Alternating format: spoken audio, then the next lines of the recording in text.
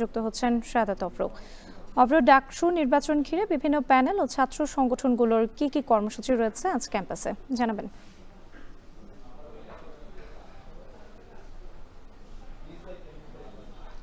রাঁচি এই মুহূর্তে কিন্তু হচ্ছে ঢাকা বিশ্ববিদ্যালয়ে যে ক্যাম্পাস আছে পুরোটি কিন্তু হচ্ছে উৎসব মুখর যেই আমেজ সেটি কিন্তু আমি লক্ষ্য করছি এবং ঢাকা বিশ্ববিদ্যালয়ের যেই ডাকসু নির্বাচন সেটিকে কেন্দ্র করে কিন্তু হচ্ছে সবার মধ্যে একটা চর্চা চলছে কোন প্রার্থীকে ভোট দেওয়া হবে এবং কোন প্রার্থীর সাথে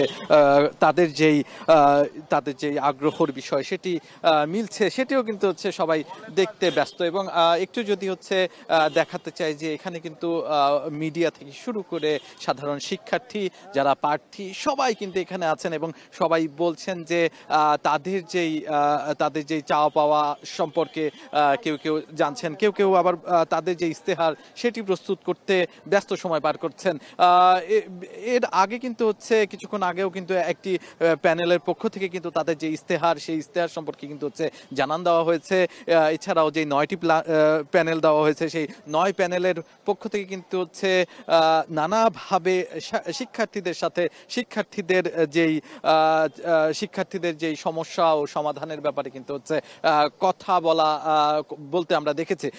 এছাড়াও কিছুক্ষণ পর 3:30 নাগাদ কিন্তু হচ্ছে উমামা ফাতেমার যে প্যানেল সেটি কিন্তু হচ্ছে ঘোষণার কথা রয়েছে।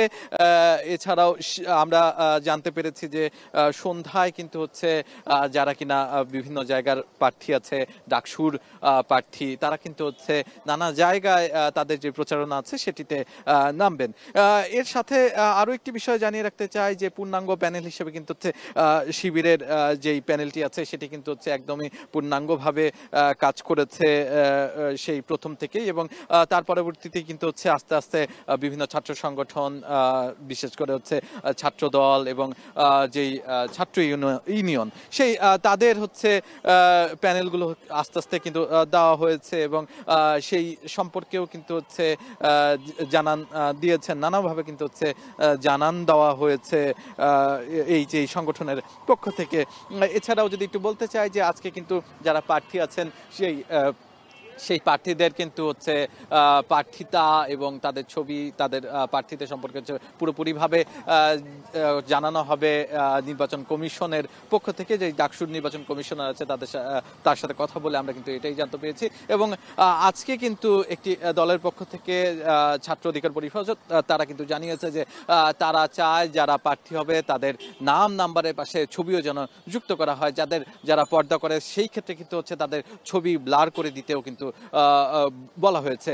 এছাড়াও নানা ধরনের দাবি কিন্তু নানা জায়গা থেকে বলা হচ্ছে। ছাত্ররা বলছেন যে তাদের দাবি তারা যেভাবে চান প্রার্থীরা যদি সেভাবে কাজ করেন এবং যোগ্য প্রার্থী যারা হল এবং ঢাকা বিশ্ববিদ্যালয় ক্যাম্পাসের নিয়ে কাজ করবে তাদেরকে ভোট দিয়ে বিজয় করতে চান তারা। এ ছিল আমার কাছে সর্বশেষ ডাকসু থেকে।